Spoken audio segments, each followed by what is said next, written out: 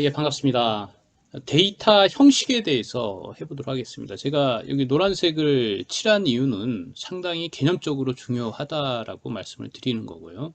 이제 관계를 매치할 때 이 데이터 형식이 맞지가 않으면 서로 연결이 안 되거든요. 근데 이게 명세서를 하고 하더라도 계속 화두로 남는 것 중에 하나가 아닌가라는 생각이 듭니다. 생산 현장에 가보시면 이제 데이터의 실태를 보면 XY축으로 이렇게 어떨 때는 로팅돼 있기도 하고 어떨 때는 뭐 엑셀로 양식으로 만들어 놓기도 하고 하여튼 뭐 다양한 형태로 이렇게 발생이 되죠. 근데 이런 발생된 데이터들이 이렇게 구조화 시켜서 해야 된다라고 말씀을 드렸습니다. 그래서 여기 정형화라는 단어가 나오는데 구조화를 한 다음에 이제 자르는 과정을 반복을 없게끔 만드는 걸 이제 정형화라는 단어를 쓰고 있죠. 어떨 때는 이거 두 개를 혼동으로 쓰기도 합니다. 그래서 아까 그렇게 되어 있던 것들을 같은 종류의 데이터가 이렇게 열로 올 수 있게끔 그래서 같은 종류의 데이터가 열로 그러니까 열이라는 게 스트럭처드해서 구조화 시켰다는 얘기죠. 이렇게 구조화되어 있은 다음에 분석이 들어가시는 거예요. 그래서 뭐 여기 작업자별로 채용소기를 솔팅하면 채용소기의 온도 관리에 대한 현황들만 나오겠죠. 이렇게 해서 다 함수들이 다 개발되어 있고 닥스 코딩도 거기서부터 시작한다라고 말씀을 드렸어요. 그러니까 여기가 흐트러져 있으면 뒤에서 코딩으로 풀려고 그러면 무지 어려워집니다. 그러니까 이게 굉장히 중요하다고 앞쪽에 말씀을 드렸던 사항이니까 여기서부터 하세요. 그러면 이제 함수 안 쓰고도 얼마든지 할 수 있습니다. 같은 종류의 데이터를 그래서 오늘 풀어드린 게 뭐냐 데이터 형식입니다. 그래서 보도록 할게요. 그래서 아까 보시면 이게 구분이라고 나와 있는데 이 머리글의 형태는 뭐냐 밑으로 쭉 내려가 보니까 1, 2, 3, 4, 5 그러니까 정수로 되어 있네요. 숫자로 되어 있고 정수로 되어 있어요. 그래서 이건 우리는 개수값 데이터라고 얘기를 합니다. 그래서 요 도메인 구분이라는 요 열을 분석하기 위해서는 우리가 어떤 비율이라든가 확률을 알아야 되겠다라고 한다 그러면 개수형 확률 분포도를 찾아가시면 돼요. 그러니까 이거를 모르시면 이제 통계를 못 하시는 거죠. 그리고 일자를 보시면 일자는 숫자로 되어 있네요. 정수로 되어 있습니다. 엑셀에서는 정수로 되어 있어요. 그 정수로 되어 있다는 얘기는 얘는 개수 값이기 때문에 개수형 확률 분포인 이항 분포, 포화성 분포 뭐 이런 것들을 초기화 분포 같은 걸 찾아 들어가시면 되겠죠. 시간은 소수로 돼 있죠.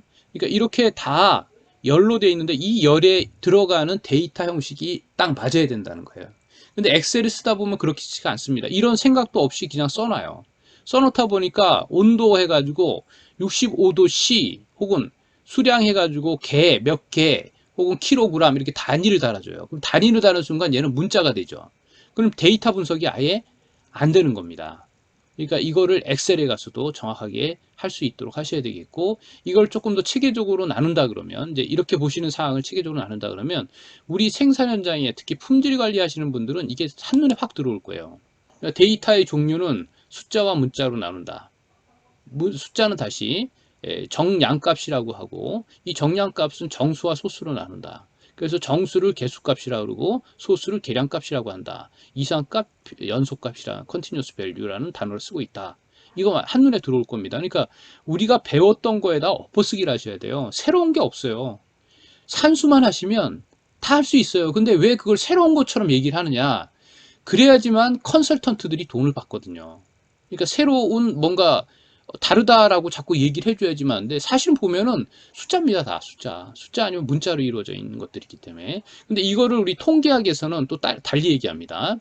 문자라는 정성값 데이터를 스케일을 두 개를 나눠서 얘기를 해요. 이렇게 명목 척도와 그 다음에 순위 척도라는 걸로 나눠서 얘기를 합니다. 문자인데 왜 이걸 나누는지 모르겠어요. 근데 이게 또 나누다 보면 나눈 이유가 있겠죠. 얘는 명목 척도라는 건 분류만 얘기를 하고요.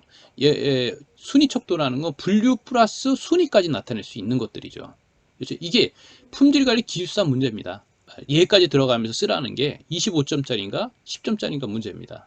그리고 정수와 소수로 또 통계학에서는 또 이렇게 나누죠. 정수를 인터벌 스케일이라고 그래요. 등간 척도라고 얘기하고, 여기 또 뜨네. 비율 척도라고 얘기했는데, 제가 여기 좀 틀린 것 같습니다. 여기 비율 척도라고 그러는데, 레이셔 스케일이라고 그러죠. 그래서, 비율 척도하고 이제 등가 척도로 나눠서 볼 수가 있다라고 되어 있어요. 그러니까 요거를 보면 앞에 여기 하나가 빠져 있죠. 얘는 뭐냐면 구조화되어 있는 데이터에 대한 얘기들이고요.